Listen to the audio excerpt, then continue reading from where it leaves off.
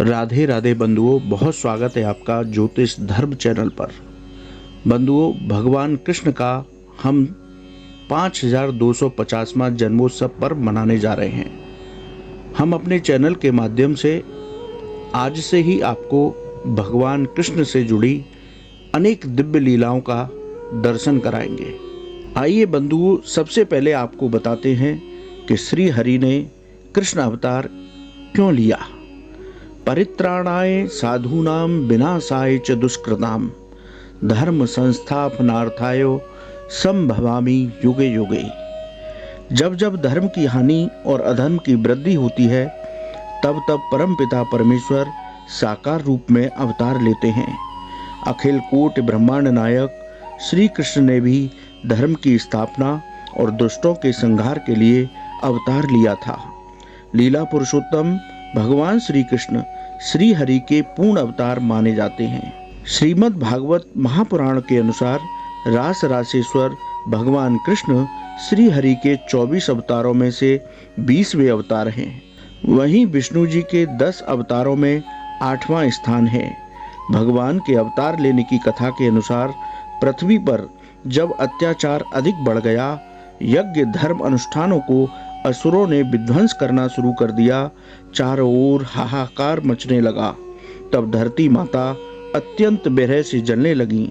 धरती माता ने गौ रूप में ब्रह्मा जी को अपने मन की बात बताते हुए कहा कि जिस तरह का अधर्मी वातावरण है, अब उससे सहन नहीं होता। ब्रह्मा जी गौ रूप धरती माता के संशय के निवारण के लिए सभी देवताओं के साथ क्षीर सागर के तट पर पहुंचे और श्री हरि के दर्शन के लिए प्रार्थना करने लगे। तभी वहां एक आकाशवाणी हुई कि हे ब्रह्मा जी और देवताओं, आप निराश न हो। मैं देवकी और वसुदेव के सुपुत्र के रूप में द्वापर युग के भाद्रपद मास के कृष्ण पक्ष की अष्टमी तिथि को स्वयं अवतार लूंगा। ये मेरा पूर्ण अवतार होगा। आप सभी देवतागण भी ब्रज में जाकर निवास करें। आकाशवाणी से सभी देवताओं और गाय रूपी धरती माता को शांति प्राप्त हुई। सभी देवतागण भाद्रपद मास के कृष्ण पक्ष की अष्टमी तिथि का इंतजार करने लगे। भगवान विष्णु ने सही समय पर भादव मास कृष्ण पक्ष अष्टमी को मध्य रात्रि के समय देवकी और वसुदेव के पुत्र के रूप में कंस के कारागार में जन्म लिया। भगवान कृष्ण का जन्म घनघोर रात्रि में हुआ, जो अज्ञान रूपी अंधकार को मिटाकर ज्ञान के प्रकाश के रूप में सभी के कल्याण के लिए अवतरित हुए थे। भगवान के जन्म के समय सभी देवतागण अपने इष्टों के साथ बाल रूप को देखकर आनंदित हुए। सभी देवताओं ने पुष्प वर्षा कर भगवान के जन्म का उत्सव मनाया। बंधुओं, इस तरह से भगवान श्री हरि ने कृष्ण अवतार लिया। आइए बात करते हैं कि भगवान श्री कृष्ण ने अपने जन्म के लिए मथुरा को ही क्यों चुना। बंधुओं, शास्त्रों में मथुरा को अनादिकाल से ही परम पावन तीर्थ माना गया है। शास्त्रों के मुताबिक मथुरा को प्राचीन काल में मधुरा या मधुवन नाम से जाना जाता था। सृष्टि के आरंभ में स्वयंभू मनु के पौत्र भगवत भक्त ध्रुव जी को देवर्षि नारद ने मधुवन में जाकर भगवत आराधना करने का उपदेश दिया था और पावन तीर्थ की महिमा बताते हुए कहा, पुण्यम मधुवनम यत्र सानिध्यम हरे, यानी परम पवित्र मधुवन में भगवान श्री हरि नित्य निवास करते हैं। नारद जी के वचनानुसार ध्रुव जी ने मधुवन में जाकर भगवान की उपासना कर श्री हरि के साक्षात दर्शन पाए थे। दूसरी कथा के अनुसार त्रेता युग में इस स्थान पर कोई नगर नहीं था। मधु नामक राक्षस ने यहाँ मधुपुरी नामक नगर बसाया।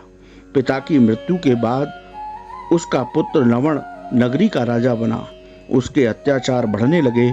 मर्यादा पुरुषोत्तम भगवान राम के आदेश से शत्रुघ्न जी ने लवण राक्षस का वध किया और लोगों को उसके अत्याचारों से मुक्ति दिलाई।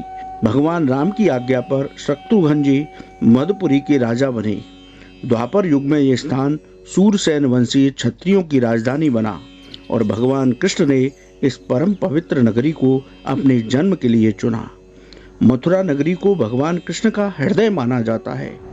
यही वजह है कि ब्रजधाम के हर स्थान की यात्रा करने के लिए मथुरा से होकर ही जाया जाता है।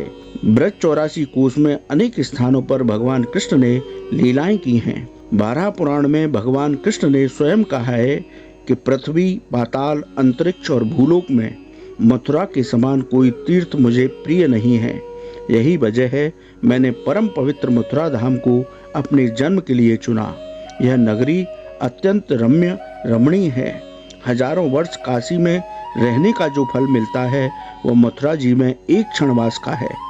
मैं हर पल हर क्षण ब्रज में निवास करता हूँ। यही वजह है कि ब्रज धाम मथुरा के कण कण में आज भी भक्तों को बाल गोपाल की साक्षात अनुभूति होती है। भगवान कृष्ण ने अपने प्रिय उद्धव जी से कहा, ऊधव मोय ब्रज विशरत नाही। आप सभी को भगवान कृष्ण के जन्मोत्सव पर्व की मंगलमय शुभकामनाएं। राधे राधे।